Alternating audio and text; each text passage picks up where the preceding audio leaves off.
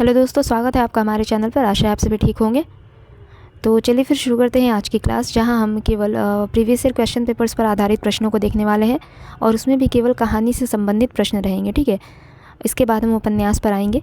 तो चलिए फिर शुरू करते हैं आज की क्लास। देखते हैं पहला प्रश्न।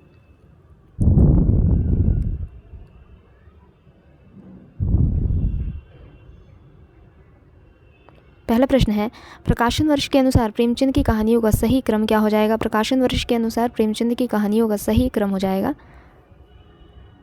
पंच परमेश्वर। पंच परमेश्वर का प्रकाशन वर्ष हो गया 1916। इसके बाद बूढ़ी काकी। बूढ़ी काकी का प्रकाशन वर्ष हो गया 1920। इसके बाद सवा सिर गेहूँ। सवा सिर गेहूँ का प्रकाशन वर्ष हो गया 1924। और अंत में प्रेरणा। ठीक है, तो कैसे हो गया इस प्रकार, यहाँ पे पंच परमेश्वर, बूढ़ी काकी, सवा सिर गेहूँ और प्रेरणा, ये प्रेमचंद की कहानियों का सही क्रम है। आगे बढ़ेंगे।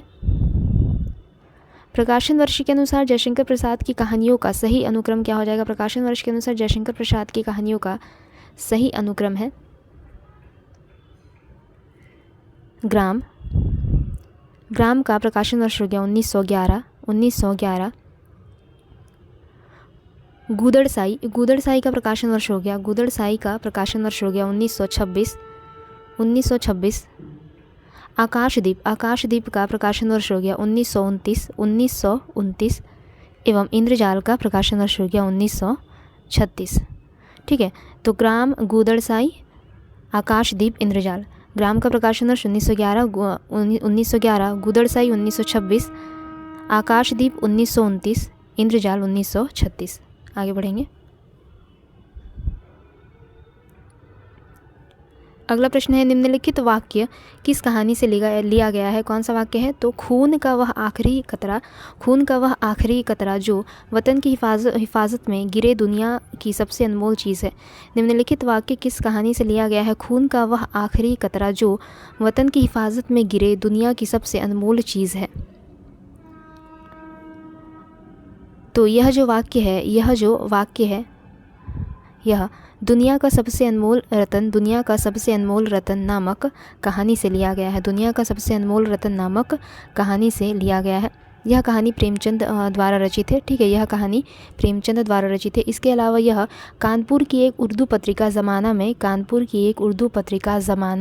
में सन 1907 ईस्वी में प्रकाशित हुई थी।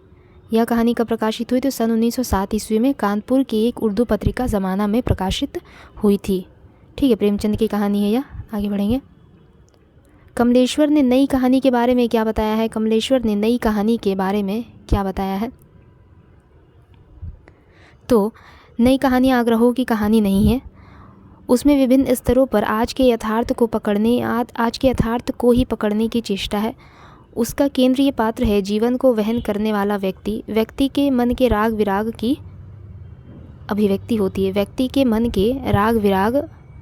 अभिव्यक्ति होती है। तो नई कहानी के बारे में कमलेश्वर ने निम्न में से कौन सी बातें कही हैं, तो नई कहानी आग्रहों की कहानी नहीं है, एक ये हो गया। नई कहानी आग्रहों की कहानी नहीं है, एक ये बात कही है। इसके अलावा उसका केंद्रीय पात्र है जीवन को वहन करने वाला व्यक्ति। ठीक है, नई कहानी के बारे में दो बातें कौन सी कही है कमलेश्वर ने, तो नई कहानी आग्रहों की कहानी नहीं है, इसके अलावा उसका केंद्रीय पात्र है जीवन को वहन करने वाला व्यक्ति। आगे बढ़ेंगे। वधस्थल से छलांग किस लेखक की कहानी है। वधस्थल से छलांग किस लेखक की कहानी है, तो ऋषिकेश सुलभ की कहानी है वधस्थल से छलांग। आगे बढ़ते हैं। निम्न में से कौन सी मार्केंड की कहानी नहीं है। मार्केंड की कहानी निम्न में से कौन सी नहीं है। महुए का पेड़, रामलीला, पान फूल, या फिर एक और है हंसा जाए अकेला। तो इनमें से मार्केंड की कहानी नहीं है रामलीला जो कहानी है यह मार्केंड द्वारा रचित नहीं है। ठीक है, रामलीला मुंशी प्रेमचंद जी की कहानी है। इसके अलावा जो महुए का पेड़ है, पान फूल है, हंसा जाए अकेला, ये सभी मार्केंड की कहानी संग्रह है। मार्केंड नई कहानी के दौर के जाने माने कहानीकार माने जाते हैं। मार्केंड जी नई कहानी दौर के जाने माने कहानीकार माने जाते हैं।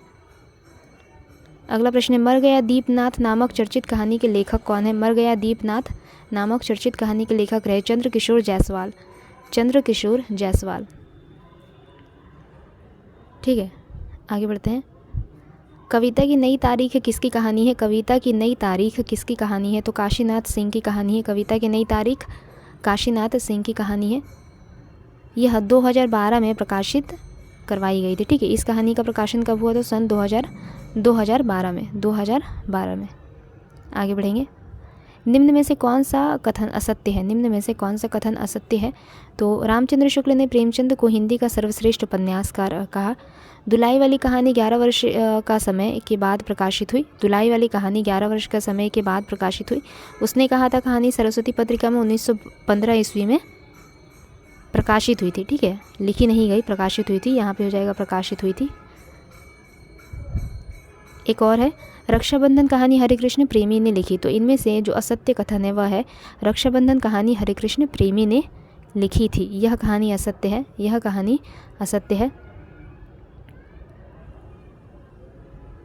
ठीक है, रक्षाबंधन कहानी किनके द्वारा रचित है? रक्षाबंधन कहानी किनके द्वारा रचित है? तो यह विश्वंभरनाथ शर्मा कौशिक की प्रथम कहानी संग्रह मानी जाती है। विश्वंभरनाथ शर्मा कौशिक जी के प्रथम कहानी संग्रह माना जाता है किसे? तो रक्षाबंधन को। विश्वंभरनाथ शर्मा कौशिक। एक मिनट, इनमें से जो सही कथन है वह क्या हो गया? रामचंद्र शुक्ल ने प्रेमचंद को हिंदी का सर्वश्रेष्ठ उपन्यासकार कहा है। दुलाई वाली कहानी 11 वर्ष का समय के बाद प्रकाशित हुई, सही है। उसने कहा था कहानी सरस्वती पत्रिका में 1915 ईस्वी में प्रकाशित करवाई गई थी। परंतु रक्षाबंधन कहानी हरिकृष्ण प्रेमी जी द्वारा नहीं रचित है। किनके द्वारा रचित है? तो विश्वंभरनाथ शर्मा कौशिक। ठीक है, विश्वंभरनाथ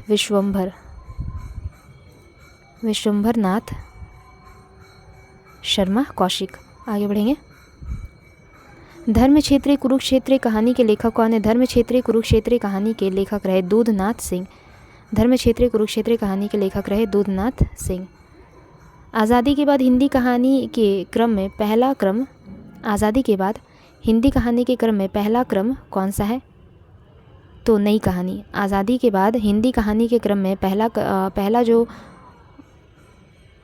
क्रम है, उस क्रम में पहला निम्न में से कौन सी कहानी आती है? तो नई कहानी।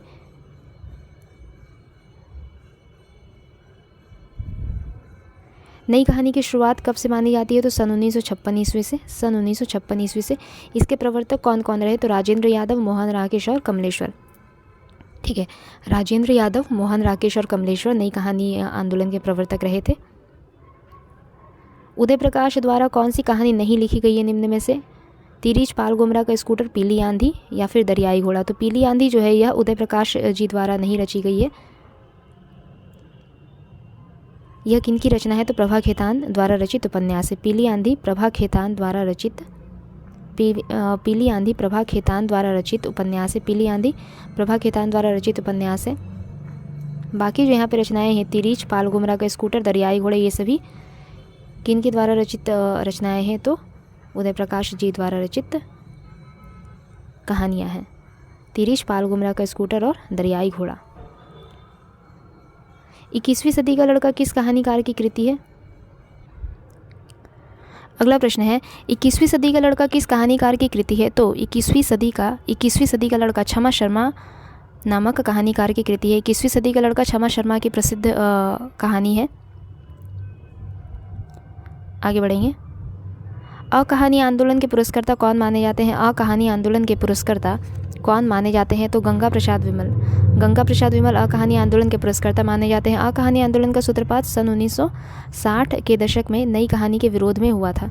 अकहानी आंदोलन का सूत्रपात सन 1960 के दशक में नई कहानी के विरोध में हुआ था। आगे बढ़ते हैं। शेखर जोशी की कहानी निम्न में से कौन सी है? शेखर जोशी की कहानी निम्न में से कौन सी है? कर्मनाशा के हार, मेरा पहाड़, पंचलाइट या फिर महुए का पेड़। तो मेरा पहाड़ जो है यह कहानी शेखर जोशी जी द्वारा रचित है। ठीक है, शेखर जोशी की कुछ अन्य कहानियों की अगर हम बात करें तो कोसी का घटवार, साथ के लोग, हलवाहा, नौरंगी बीमार है, डांगरी वाले इत्यादि। कोसी का घटवार, साथ के लोग, हलवाहा, नौरंगी बीमार है, डांगरी वाले इत्यादि, ये सभी कहानियाँ शेखर जोशी जी द्वारा रचित है। इनमें कर्मनाशा की हार किनकी कहानी है? तो शिव प्रसाद सिंह की कहानी है। कर्मनाशा की हार शिव प्रसाद सिंह की कहानी है। कर्मनाशा की हार शिव प्रसाद सिंह की कहानी है। पंचलाइट किनकी कहानी है? तो फणीश्वरनाथ रेणु की कहानी है। पंचलाइट फणीश्वरनाथ रेणु की कहानी है। महुए का पेड़ मार्केंड जी की कहानी है। महुए का पेड़ मार्केंडे जी की कहानी है। ठीक है, महुए का पेड़ मार्केंडे जी की कहानी है। आगे बढ़ेंगे। निम्नलिखित कहानी आंदोलन और उनके प्रवर्तक को सुमेलित करना है हमें। यहाँ पे कहानी आंदोलन और उनके प्रवर्तक को सुमेलित करना है। तो यह हो जाएगा समांतर कहानी आंदोलन। समांतर कहानी आंदोलन के प्रवर्तक कौन रहे? तो कमलेश्वर। समांतर कहानी आंदोलन के प्रवर्तक रहे कमलेश्वर। सक्रिय कहानी आंदोलन के प्रवर्तक कौन रहे? तो राकेश वत्स। सक्रिय कहानी आंदोलन के प्रवर्तक रहे राकेश वत्स। सचेतन कहानी आंदोलन के प्रवर्तक कौन रहे? तो महीप सिंह। सचेतन कहानी आंदोलन के प्रवर्तक रहते हैं महीप सिंह एवं अकहानी आंदोलन के प्रवर्तक रहे गंगा प्रसाद विमल एवं अन्य। समांतर कहानी आंदोलन के प्रवर्तक रहे कमलेश्वर। सक्रिय कहानी आंदोलन के प्रवर्तक रहते हैं राकेश वत्स। सचेतन कहानी आंदोलन के प्रवर्तक रहे महीप सिंह एवं अकहानी आंदोलन के प्रवर्तक रहे गंगा प्रसाद विमल एवं अन्य। आगे बढ़ेंगे। निम्न कहानी और कहानीकारों को सुमेलित करना है हमें।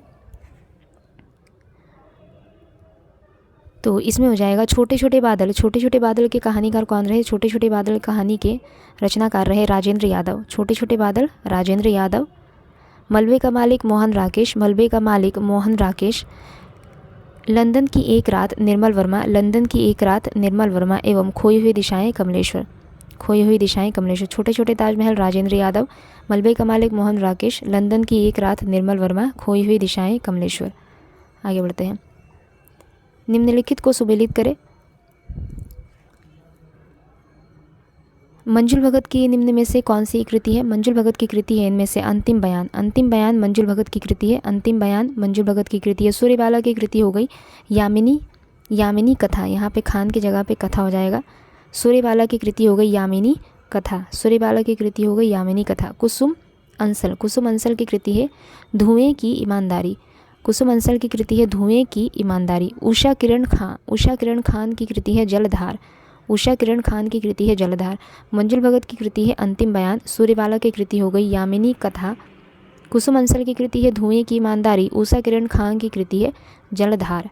ठीक है, आगे बढ़ेंगे।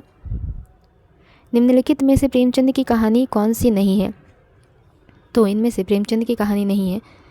दुलाई वाली आत्माराम, बेटों वाली विधवा, सवा सेर गेहूँ। काफ़ी बार पढ़ा है हमने। तो दुलाई वाली किनकी रचना है? दुलाई वाली है आपकी राजेंद्र बाला घोष यानी बंग महिला की रचना है यह। इसका प्रकाशन कब हुआ? तो सन 1907 ईस्वी में इसका प्रकाशन हुआ। इसके अलावा बाकी जो जितनी भी कहानियाँ हैं यहाँ पे आत्माराम, बेटों वाली विधवा, सवा सेर गेहूँ, ये सभी प्रेमचंद की कहानियाँ हैं। आगे बढ़ेंगे। ये दुलाई वाली कहानी का आधार क्या रहा? दुलाई वाली कहानी एक मध्यम वर्गीय परिवार की घटना को इसमें चित्रित किया गया है। दुलाई वाली कहानी में मध्यम वर्गीय परिवार की घटना को चित्रित किया गया है। ठीक है, आगे बढ़ेंगे। निम्न में से ज्ञानेंद्र कुमार की कहानी नहीं है। निम्न में से ज्ञानेंद्र कुमार की कहानी कौन सी नहीं है? खेल पाजेब, नीलम देश की राजकन्या, रात्रि की महक। तो रात्रि की महक जो है यह ज्ञानेंद्र कुमार की कहानी नहीं है। रात्रि की महक किनकी कहानी है? तो फणीश्वरनाथ रेणु की कहानी है। रात्रि की महक फणीश्वरनाथ रेणु की कहानी है। जबकि खेल पाजेब, नीलम देश की राजकन्या, ये सभी कहानियाँ ज्ञानेंद्र कुमार द्वारा रचित है। ज्ञानेंद्र का मूल नाम क्या रहा? तो आनंदी लाल। ज्ञानेंद्र का मूल नाम रहा आनंदी लाल। ठीक है। ज्ञानेंद्र की कहानियों के माध्यम से पहली बार हिंदी साहित्य में व्यक्ति को महत्व दिया गया है। ज्ञानेंद्र की कहानियों के माध्यम से ही पहली बार हिंदी साहित्य में व्यक्ति को महत्व दिया गया था। आगे बढ़ेंगे।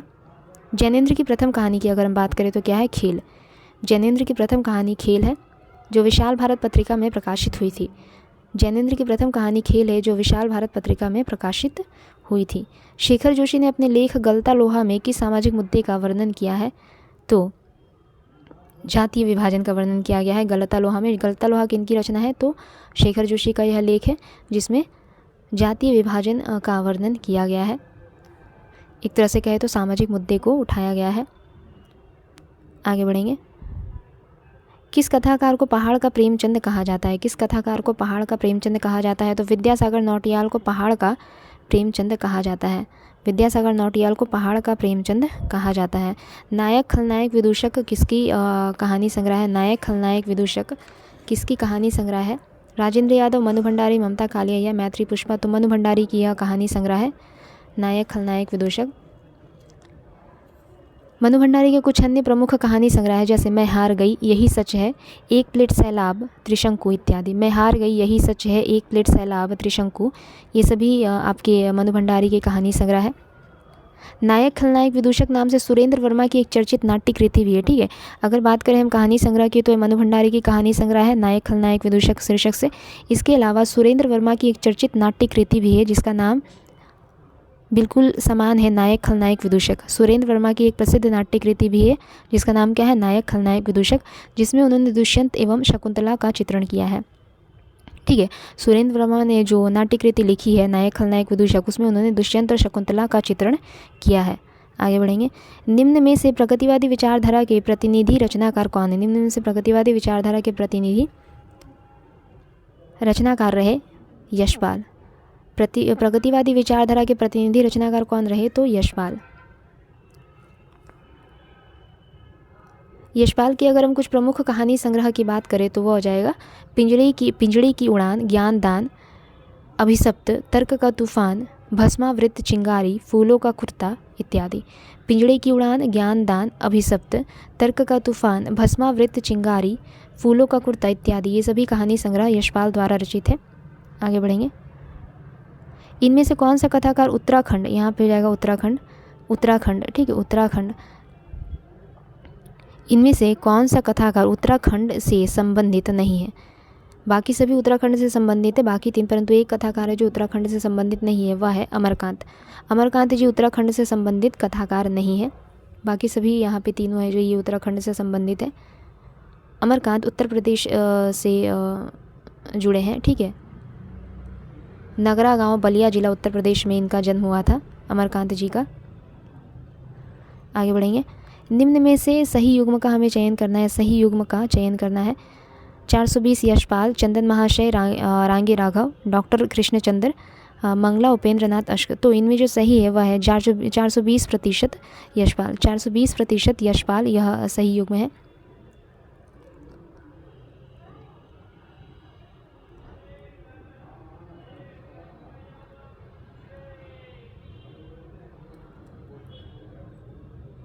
आगे बढ़ेंगे।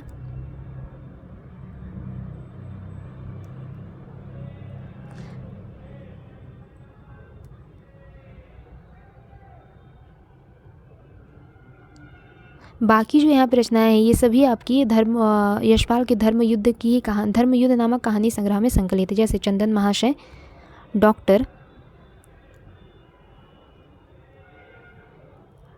चंदन महाशय, डॉक्टर और मंगला, ये सभी यशपाल के कहानी संग्रह धर्म युद्ध में संकलित है। ठीक है, यशपाल के कहानी संग्रह धर्म युद्ध में ये सभी संकलित है।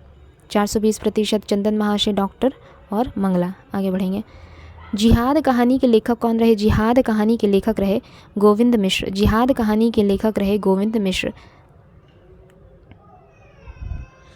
आगे बढ़ते हैं। गोविंद मिश्र की अगर हम कुछ अन्य कहानियों की बात करें तो वह हो जाएगा धांसू, अपाहिज, पगला बाबा, मुझे घर ले चलो इत्यादि।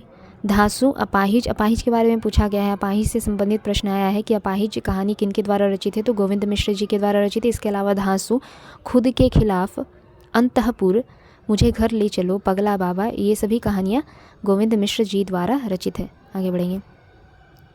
सलाम कहानी संग्रह के लेखक कौन रहे? सलाम कहानी संग्रह के लेखक कौन रहे? तो ओम प्रकाश वाल्मीकि जी रहे। सलाम कहानी संग्रह के लेखक रहे ओम प्रकाश वाल्मीकि जी। ओम प्रकाश वाल्मीकि एक दलित साहित्यकार के रूप में प्रसिद्ध है। इनके द्वारा रचित कुछ अन्य कहानी संग्रह है घुसपैठिए, छतरी इत्यादि। ठीक है, घुसपैठिए के बारे में प्रश्न आया है कि घुसपैठिए किनका कहानी संग्रह है? तो ओम प्रकाश वाल्मीकि जी का। निम्न में से कौन सी कहानी प्रेमचंद जी द्वारा लिखित नहीं है? पत्नी, पूसकिरात, कफन, कजाकी। तो पूसकिरात, कफन, कजाकी, ये सभी कहानियाँ प्रेमचंद जी द्वारा रचित है, परंतु पत्नी कहानी के लेखक रहते हैं जैनेन्द्र। पत्नी कहानी के लेखक कौन रहे? तो जैनेन्द्र। आगे बढ़ेंगे। डायरी के नीरस पृष्ठ किसकी कहानी है? डायरी के नीरस पृष्ठ ईला चंद्र जोशी की कहानी है। डायरी के नीरस पृष्ठ ईला चंद्र जोशी की कहानी है।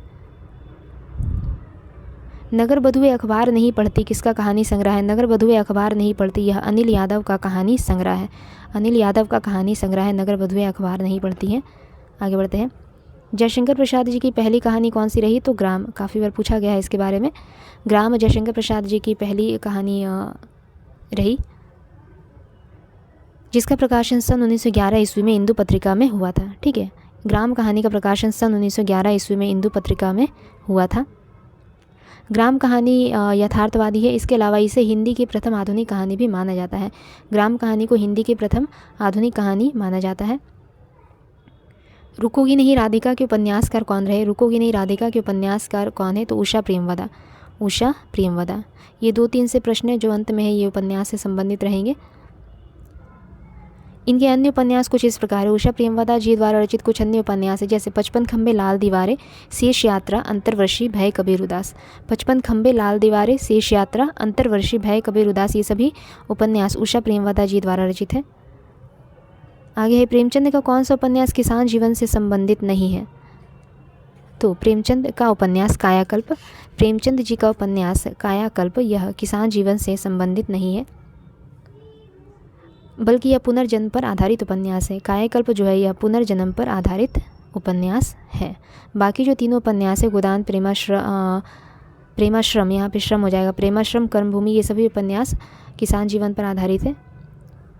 आज का यह अंतिम प्रश्न है, निम्न में से प्रेमचंद की परंपरा का उपन्यासकार कौन है? निम्न में से प्रेमचंद की परंपरा का उपन्यासकार कौन है? यशपाल, राहुल, संकीर्त्यायन, यज्ञ या फिर जैनेन्द्र? तो यशपाल है, यह प्रेमचंद की परंपरा के उपन्यासकार रहे। यशपाल प्रगतिवादी या मार्क्सवादी विचारधारा के उपन्यासकार होते हुए भी प्रेमचंद की परंपरा के उपन्यासकार माने जाते हैं। ठीक है, यशपाल प्रगतिवादी या मार्क्सवादी विचारधारा के उपन्यासकार होते हुए भी प्रेमचंद की परंपरा के उपन्यासकार माने जाते हैं। इनका उपन्यास झूठा सच, यशपाल का उपन्यास झूठा सच देश विभाजन एवं त्रासदी के साथ देश के भावी निर्माण की भूमिका में यथार्थ चित्रण प्रस्तुत करता है। ठीक है, झूठा सच इनका एक प्रसिद्ध उपन्यास है यशपाल का, जो कि देश विभाजन पर आधारित है। जबकि इनमें जो अज्ञेय है, अज्ञेय और जैनेन्द्र ये मनोविश्लेषणवादी उपन्यास कर रहे। अज्ञेय और जैनेन्द्र मनोविश्लेषणवादी उपन्यास कर रहे। तो आज का हमारा अंतिम प्रश्न रहा प्रीवियस ईयर क्वेश्चन पेपर्स में। अगले क्लास में जल्दी मिलेंगे और उपन्यास के प्रश्नों के साथ हाजिर होंगी अगले क्लास में। तो ध्यान जुड़े रहिएगा अगली क्लास में भी। अगर क्लास अच्छी लगे तो लाइक, शेयर और सब्सक्राइब ज़रूर कर सकते हैं। धन्यवाद।